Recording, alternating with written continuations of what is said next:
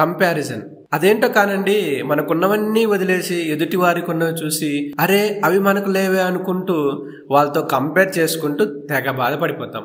పొరుగింటి మంగళ గౌరి చేసుకున్న గొలుసు చూడు, ఎదురింటి పిన్ని గారి కాసుల పేరు. ఈ విషయమై నేను కాలేజీలో చదువుతున్నప్పుడు జరిగిన ఒక ఇన్సిడెంట్ ని మీతో షేర్ చేసుకుంటాను.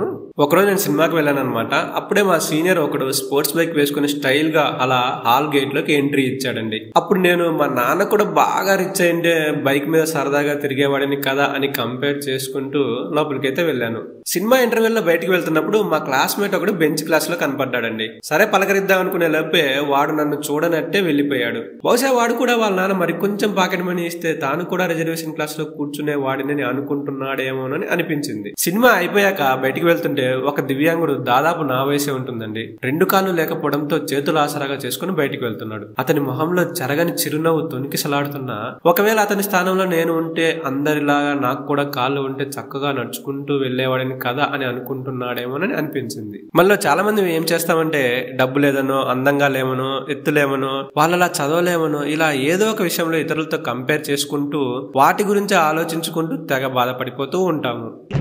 మనకి లేక అదో ఏడుపా, పరులకుంటే మరో ఏడుపా. కారు లేకపోతేనేం కాళ్ళు ఉన్నాయి కదా, కోట్లు లేకపోతేనేం కూటికైతే ప్రాబ్లం లేదు కదా, 2 బెడ్రూమ్ ఇల్లు లేకపోతేనేం రోడ్డు పక్కన అయితే ఉండట్లేదు కదా.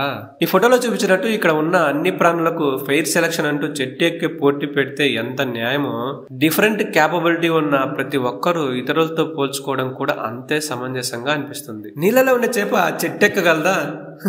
అసలు కనీసం బయట భూమి మీద బతకగలదా? ఏదో కోతి వేగంగా చెట్టెక్కినంత మాత్రాన ఏనుగు కంటే గొప్పదైపోతుందా?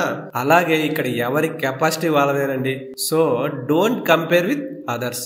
ఒకవేళ గనక కంపేర్ చేసుకుంటే మనం వాళ్ళ కంటే ఒక మెట్టు పైనే ఉండాలి. అలా జీవితంలో ఎదగాలనుకుంటే మనకు మనమే కష్టపడాలి. వేరెవరో వచ్చి మనకి ఏదో చేయలేదని బాధపడితే మాత్రం ప్రయోజనం అయితే ఉండదండి.